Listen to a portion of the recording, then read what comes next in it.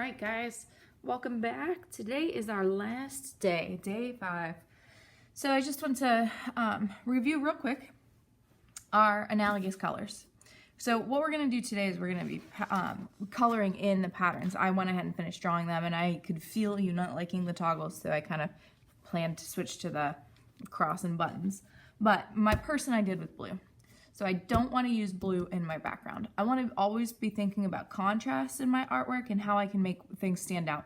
So I don't want to use blue in my background. I want to pick 3 other analogous colors that don't have that in it. Now, you're not going to have that problem if you used a neutral color.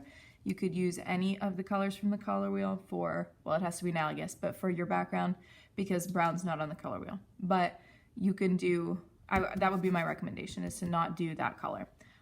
If you did a cool color, remember your contrast is better if you do warmer colors in the background. If you did a warm color, then your contrast is better if you do cool colors in the background. So just kind of keep that in mind when you're choosing the colors for your background. So if we flip back to our color wheel again, I'm not going to use blue. So I've got all these other options. So as long as I pick 3 in a row, I'm good to go. So I could do green, yellow, orange. I could do yellow, orange, red. Doesn't matter. I think I'm going to do purple, red, and orange. I like purple, red, and orange together. I think they look nice. Purple is a cool color, but red and orange are warm, so I think they'll offset as long as I'm careful. So, flipping over, the first thing that I want to do is I'm going to trace all of my lines with black. So, when I say that, I don't mean if you have like small details, I don't mean you have to trace those. I mean trace like the big details. I'm only going to do one corner here. I'm not going to do this whole thing with you. I'll post a picture of this on the PowerPoint when it's done so you can see how it turns out. But I don't want to have the video be extremely long. We already had one of those.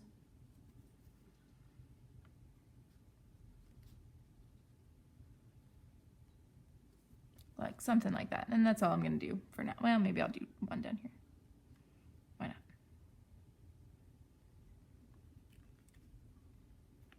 All right, now I'm using crayon because the crayon is pretty easily going to cover the colored pencil down here at the bottom. So your colored pencil for your portrait and then the crayon for the background. Then I'm going to kind of plan out, I want to create contrast. So I want a warm color to be the dominant color on this side. So my warm color needs to be this background color that's kind of around the controllers. I would say that's the bulk of the background.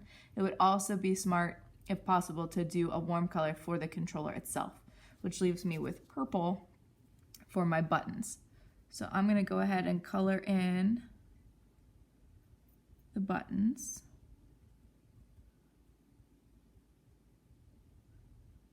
Now with my other one, I wanted to use all 3 colors, but I only really had 2 things, right? I only had the leaf and I had the background. So I did my leaf with green, dark green on one side, and I did really light green on the other side, and then I just colored over it with blue, so it kind of gave me like a teal. And then I put the purple as the background color, so that I did end up using all 3. So try to find a creative way to use all 3 of your analogous colors in the background, even if you only have one object and the background itself. There's a way that you can do it, so just think about it. Problem solve.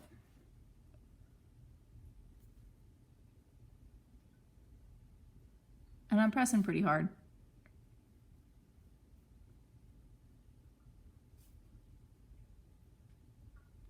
So that my colors show up pretty well.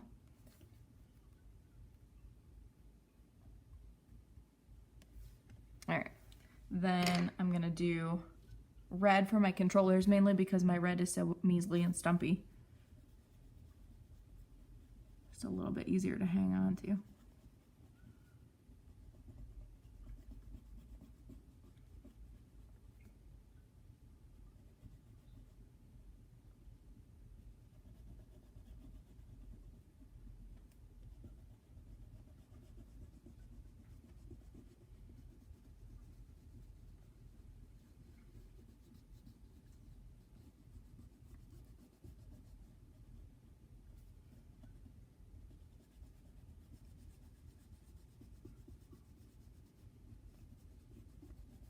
It's also kind of dirty, so it's kind of smeary. Sorry about that.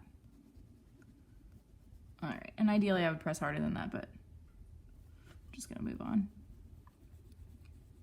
for the sake of time.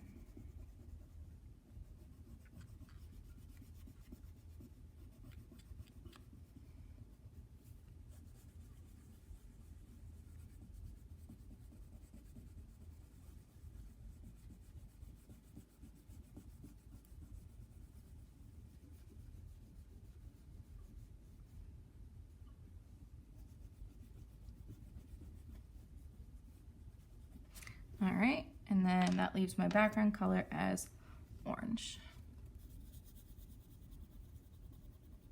And then that'll give me some really nice contrast between my person, the face, the portrait, and the background. Try to stay away from that black line where possible so it doesn't pull in. Did a little bit there.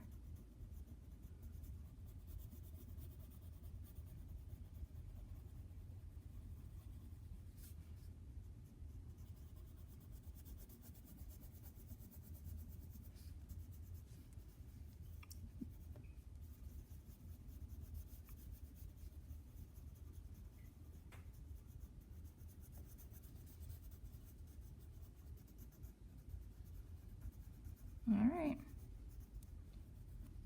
So fast forward to that whole background being done. It really doesn't take too long once you get kind of into a rhythm. And then that's it, you're done. Make sure that you press really hard with your crayons when you're drawing on top of the person down here at the bottom so that it covers it nicely. All right, guys, that's it. Shout out to Kehinde Wiley for the inspiration for our project. I think he'd be proud. Good luck, guys.